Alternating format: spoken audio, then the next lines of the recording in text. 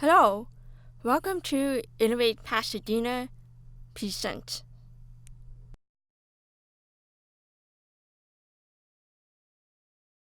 I'm your host, Gayan. I'm the marketing coordinator for Innovate Pasadena. I'm thrilled to introduce our guest, Johanna Lucht. She specializes in electronics engineering for NASA Armstrong Flight Research Center, AFRC. Am I saying that right? Yes. Thank you, and I'm glad you're here. So could you elaborate on your background? How did you get into science, engineering, and how has that interest brought you to where you are now? Sure. My background goes back to when I was born. I was actually born in Germany. Sometimes we sign Germany this way, but this is how they sign the word over there. So when I was born there, I had no language at all. There was no access to ASL or German Sign Language back then. When they tried to teach using the oral method, that didn't do me any good. Whenever I tried to read, I couldn't pick up on any of it. There was no connection to language or grammar. That was a struggle. The school at the time didn't provide any interpreters until I was 9 years old. So that's 9 years of frustration. Before I acquired language, the first thing I understood was mathematics. It's visual, like there's bears and I count them out. 2 bears on one side plus 3 bears on the other side equals 5 bears. That's a visual example. I've always had that intuition and understanding of mathematics. So when they finally assigned an interpreter to me, and the interpreter was a coda, a child of deaf adults, they realized I had no language. Oh gosh, how did she handle all that? How did I interpret that in my role, they would say. That's one thing that most interpreters tend to struggle with when it comes to their role.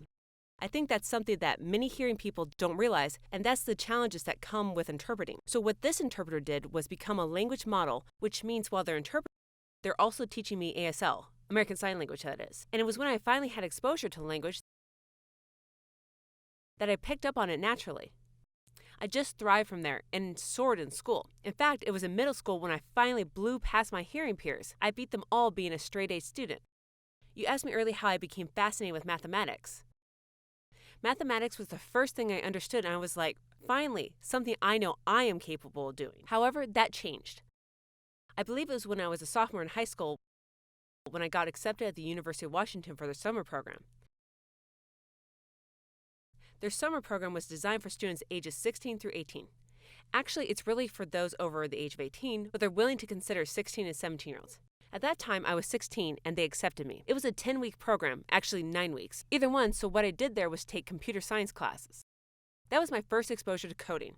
I was fascinated by it because I loved learning about a wide range of topics. Computer science and coding can be applied to every field, even in health, in media, and at NASA with their aircrafts. Coding can still be applied in that area too. I liked how I was learning and trying out new things. That was my fascination. Regarding my internship at NASA, it was completely accident. How so? At the University of Minnesota, I was busy doing homework. Then I saw this email notification on my computer. It was an internship opportunity. I decided to ignore it, but looking back now, I want to slap myself for ignoring that email. That's pretty big. It was big, yes, but I ignored it until I got another email from them. Again, I ignored that email and focused on my homework. Again, I wanted to smack myself. After the third time, I gave in and sent in my application. I thought it was impossible, that it wouldn't happen. After a while, they sent me an internship offer, and I was pretty stunned. I scratched my head and I thought it might have been spam for a minute. I closed my laptop and I took a walk for a bit, then came back to my laptop to double check the email. Clean my eyeglasses for a good measure. I read the email once more, pitching myself to check that it was actually real. It wasn't a dream.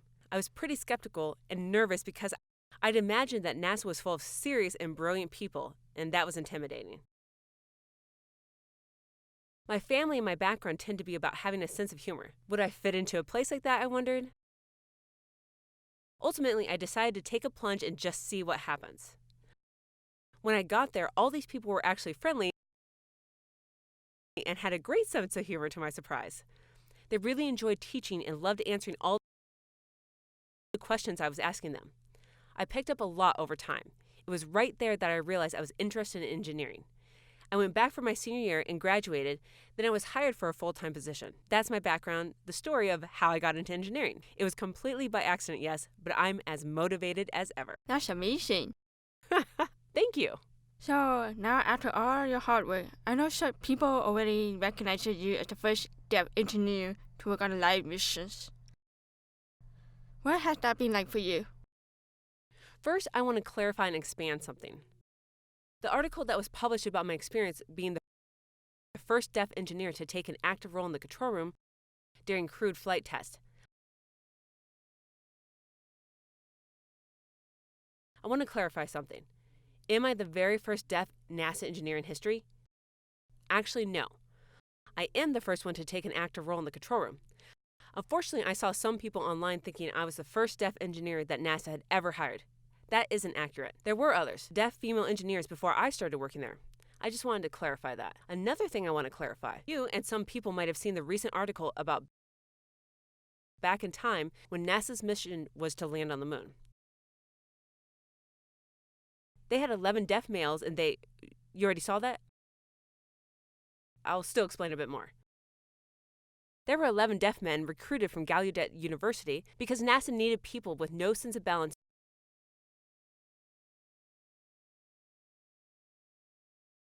due to their deafness. They had spinal meningitis. I'm not sure if that's spelled correctly. If you have the disease, that can ruin your sense of balance. That means those deaf males could undergo extreme movement without the risk of motion sickness.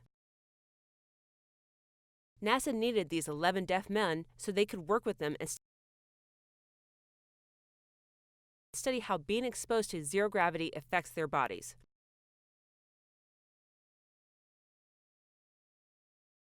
People who are easily nauseated wouldn't be able to tolerate those tests, but these deaf men could handle them. They wouldn't get sick no matter what type of movies they made. They lived in the room as it continuously spun over a week.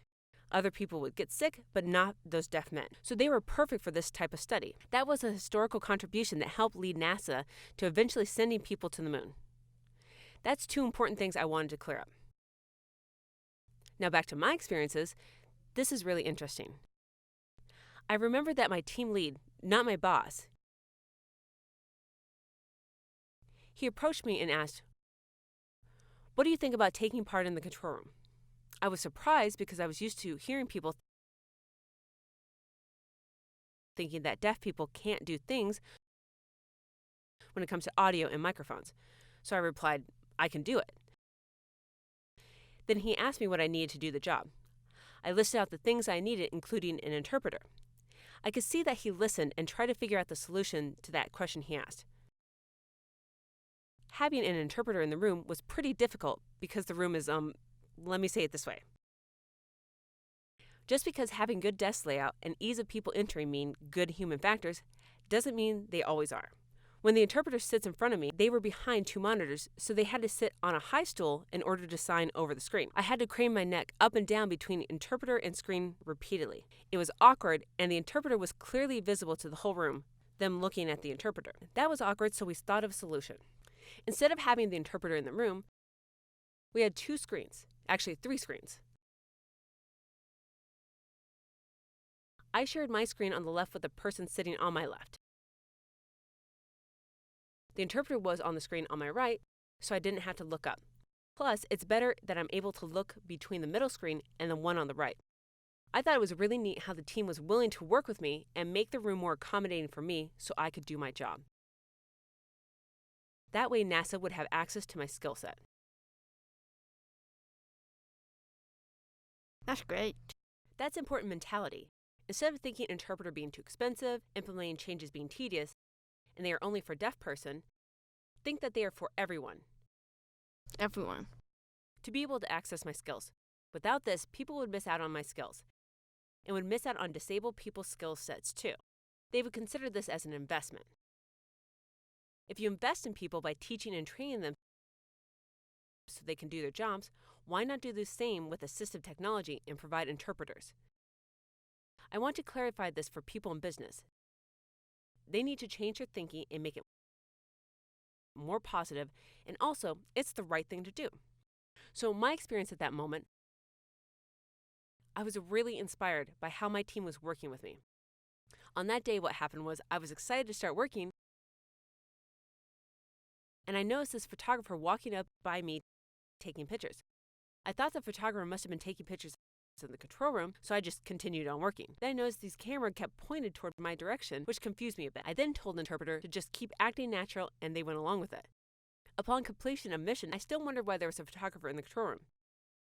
Later, that person contacted me asking for an interview, and I understood then.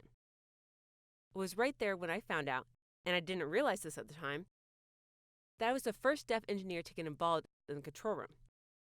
When they told me this, I had to check if they were absolutely sure I was actually the first deaf engineer involved in the control room and is factually true. They said yes, and that they had checked at various NASA centers. Even Gene Kranz, who used to be the flight director for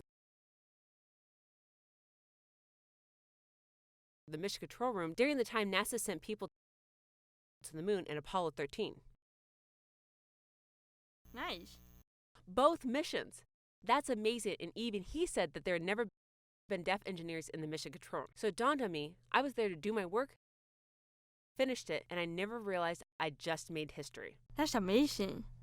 It's a really significant accomplishment to be acknowledged.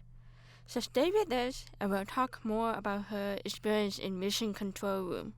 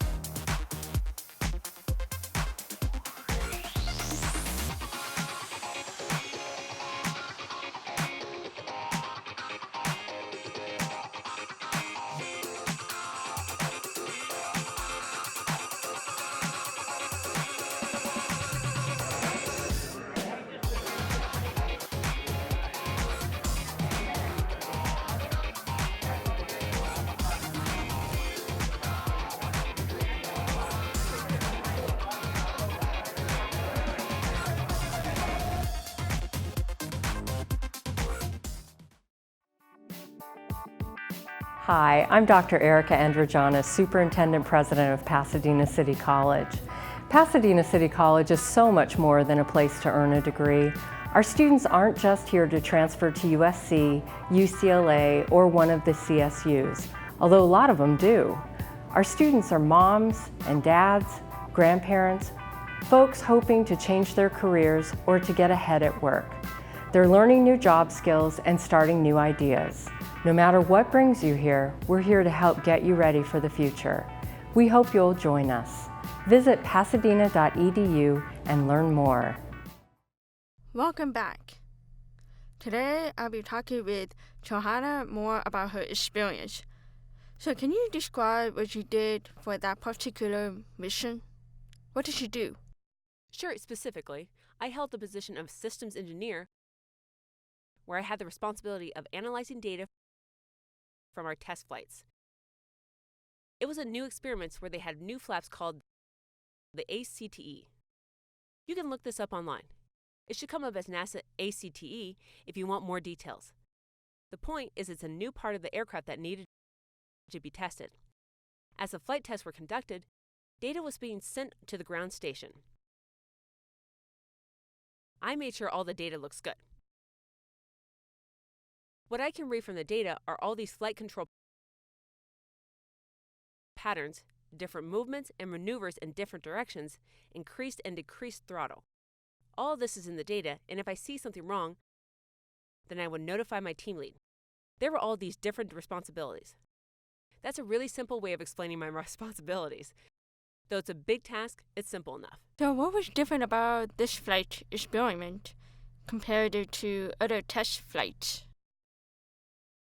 Okay, when you see a regular aircraft, you might see these flaps. These tend to be separate mechanical parts.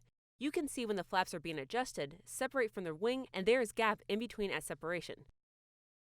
The new flap look like a folding fan where they don't separate and leave gap, but instead are all in one place, spreading out over gap. The purpose of the experiment was to see if the new flaps improve fuel efficiency. There'd be less drag on the aircraft. We want our aircraft to be efficient and consume less amounts of fuel. So that was the goal. Also, if there was noise reduction. That was another part of the experiment, and we needed to analyze that data. We collected the data and give them to the researchers for them to analyze the data to see if they prove their theories, their hypotheses. That's cool. So you mentioned having an interpreter on each screen while you work. For daily routines, it is always the same, or how do you communicate with your team?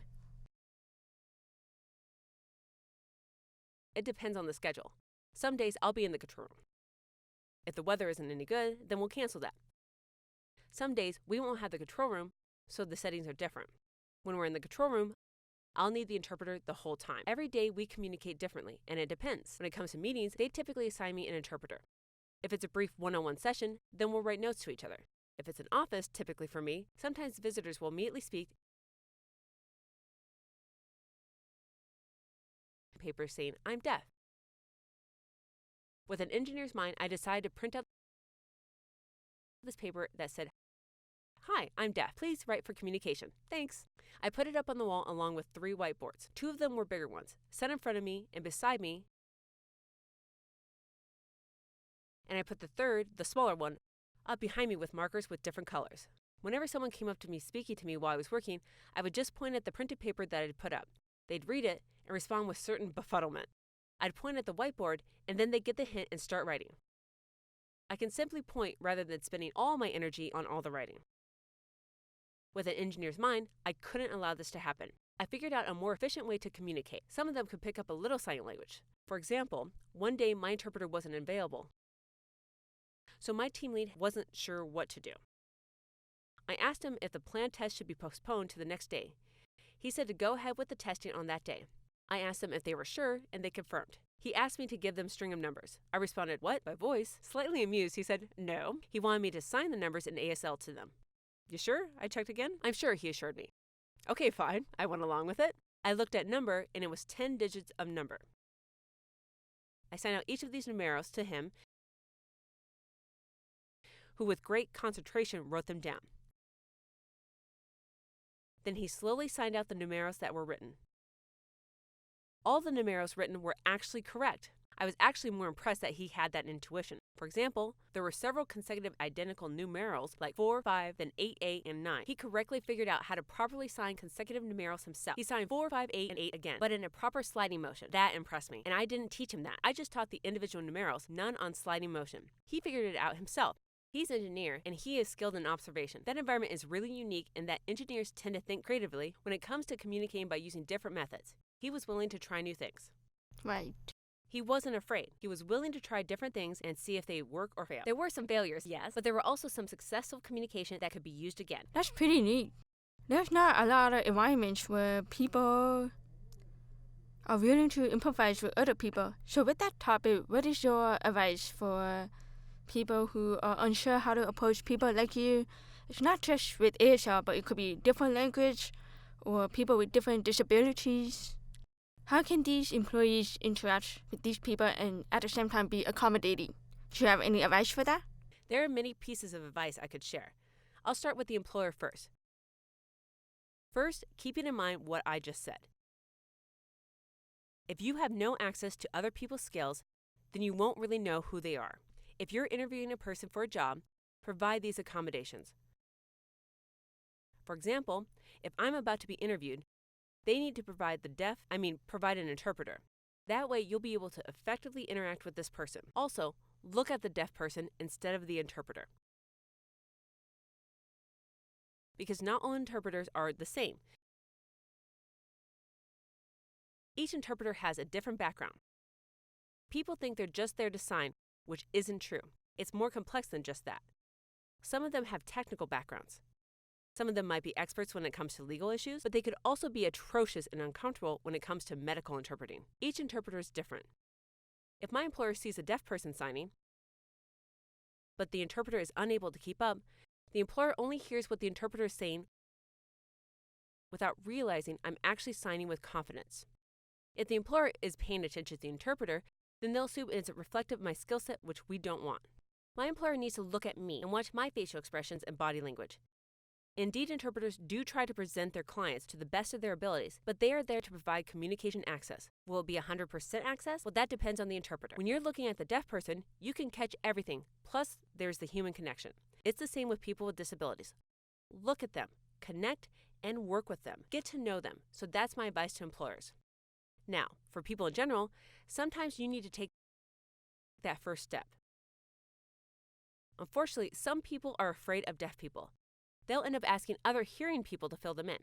It would be appropriate to take that first step, introduce yourself, and make that connection. This way, you're educating them with the correct information. Create that connection. Plus, some people like it when others are confident and take that first step when it comes to building connections and communicating with them. So this is really the last quick question. What was your best experience throughout your time working there? I think my best experience really was being in that mission control room. Not just during that time, but also before then. I recall talking to my team lead, and he asked me what I needed in order to work in the control room. Later, I found out that he had already asked other people in the control room, those responsible for setting up the room. He asked them if it was possible to set up multiple TV screens. They were open to trying that and got everything set up. We tested out the new setup during control room training. Yes, we do these tests before doing the real thing, obviously. During the training, I was watching the interpreter, and the nice thing is the interpreter could hear everything that was happening and facilitating communication. The interpreter wasn't there at the facility on site. The interpreter was actually stationed at NASA facilities in Virginia. The link between here and over there worked great, but that link really came from an old project called HyperX from like 20 years ago. So we tested its video quality, and it was still top-notch. Really good and very clear. But it's interesting that 20 years ago, the engineers back then didn't think they'd be using it for the purpose of interpreting. Of course not. Right. So the technology was already there, and we took advantage of repurposing it. So that's pretty ironic. People can really come up with these solutions like we did. That and setting up the schedules for the interpreter is a good example of our collaborative efforts. Of course, it's the same with every organization. Some people might be more passive, while some people might be more proactive. NASA isn't an exception. It's the same everywhere. NASA does have some people who are more on the passive side, while there's many hyper-motivated and willing to try new things. When the control room training had concluded, some people lined up and came to me eagerly asking if I was happy with the setup. I was like, whoa, okay, I do have one bit of feedback for you. Okay, tell me what it is, they would respond. My feedback was that I could see the interpreter just fine, but I can't see myself. I didn't know if I was going outside the frame while I'm signing. I needed to know what dimensions I was working with, so they added a smaller screen where I could see myself. That's really top-notch because people were working together. These people were ecstatic about trying new things. They weren't afraid to give it a try. The problem isn't with deaf people, but rather it has to do with the environment that you're unable to access. That's what needs to be solved, not me. We worked it all out ourselves. That's great. Looking back now, you must be really happy you responded to the internship offer email, right? Oh, yes. It opened a door to something unexpected and led to me making history. I will be mentoring this one student this June. Awesome. So I'm excited about that. Doing an outreach like this one, as well as other places engaging with people. There was one recent outreach. I met this woman in a wheelchair. She wanted to thank me. I wasn't sure what she was thankful for, but she added that she saw me as an idol, that had really inspired her to continue her work in engineering, not quitting and stay on track. When she said that, I hadn't realized how it impacted people out there. Looking back now, when I was growing up, I didn't have a role model myself. None at all. I wish I had a deaf woman engineer to mentor me, but I never had one of these. It was a very disheartening experience for me. But now that I'm an engineer, I want to give back to the community. I'm willing to act as a mentor to these students. I'm glad because that will lead the future generation. not just for the youth, but also in broader sense, like the work environment, co-workers, and more to have more collaborative environment. Thank you for sharing your story. I would like to also share some advice for everyone in general. Imposter syndrome is a very real thing. Many people are so afraid of being exposed, and that's okay. I want to share my perspective with that one. I still have struggles with that even now. Well, a little bit because I've learned how to manage it. There's several things I've learned. First, if people assign me work, they have reasons for doing that. It means they trust me and they see something in me that I can't see in myself. They can see it. Keep this in mind. Secondly, you really need to find a way to be outside your comfort zone. Don't dwell in that familiar space. It's the only way to grow. If you stay in that comfort zone, you don't learn anything new. Take that step outside your comfort zone. Third, I view this the same as, there are other words for it, sink or swim. There's one thing I'd like to add to that. If you want to swim, the only way to become a confident swimmer is by swimming. When I'm starting to sink, I might look to the lifeguard to throw me a rescue tube. I can use that as support, which is fine. I can hold on to it and learn to swim while holding on to it. When I'm more confident, I can set aside the life rescue tube and try to swim by myself independently. That's same as imposter syndrome. I want people to keep these 3 things in mind and become more comfortable. This one person thought I'd been working there for 10 years. Nope, I only have 5 years of experience. Thank you. That's a great advice, and thank you so much. And thank you for watching. And I know you've learned a lot from this. So now we're going to wrap it up, and remember, stay innovative.